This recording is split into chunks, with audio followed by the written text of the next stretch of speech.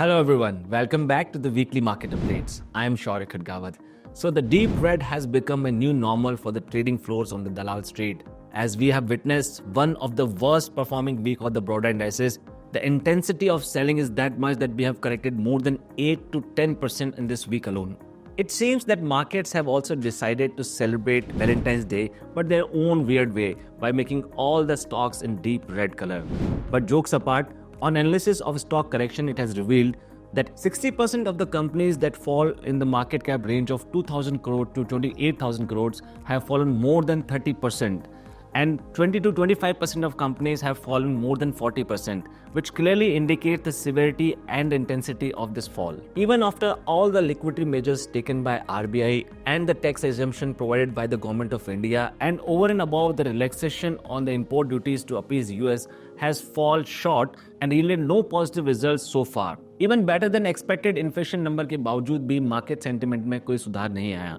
And the selling pressure from FIs have been unprecedented, and they have been making and capitalizing on their short derivative positions in the markets without any fear and any discomfort. The tariff war started by Donald Trump has become more serious than ever, and even the dust has not been settled after the first announcement of tariff impositions on Canada and Mexico.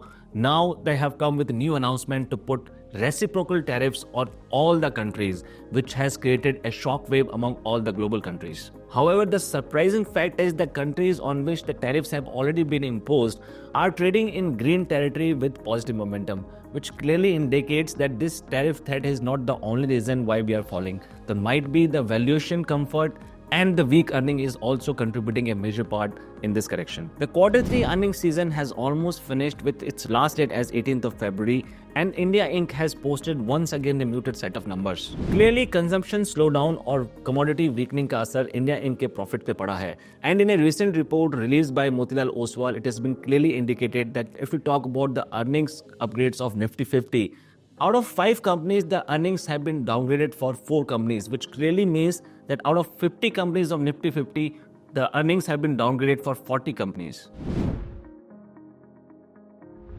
Now let's understand how the markets have behaved through the momentum in the major indices. As we have already discussed, there is a major correction in the broader indices. Small cap and mid cap have fallen to the tune of 8 to 10% in this week alone.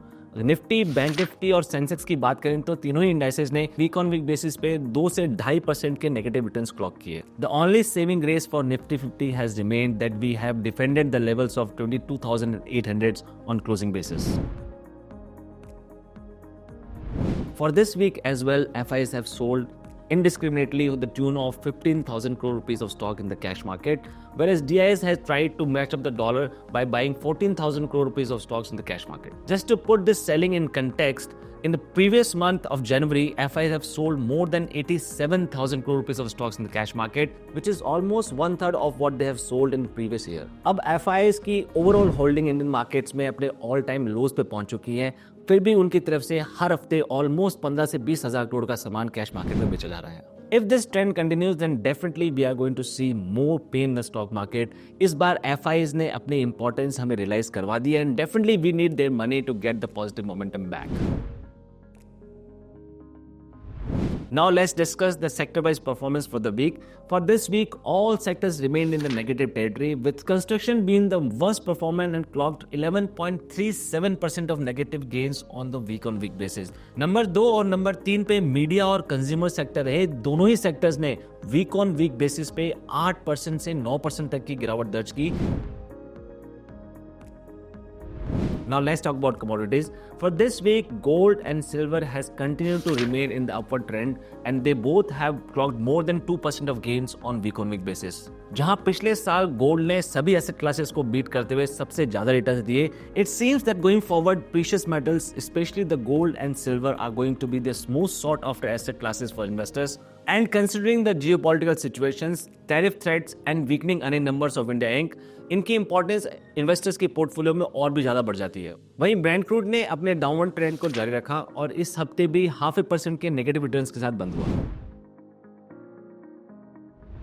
On the geopolitical front, we have seen some positive sentiment over the Russia and Ukraine conflict, as it is almost certain that there would be a mutually agreed deal among the countries.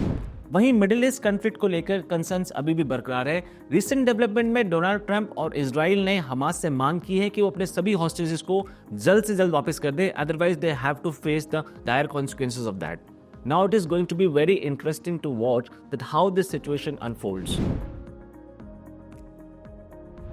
In recent announcement, US has imposed 25% of import tariffs on steel and aluminum.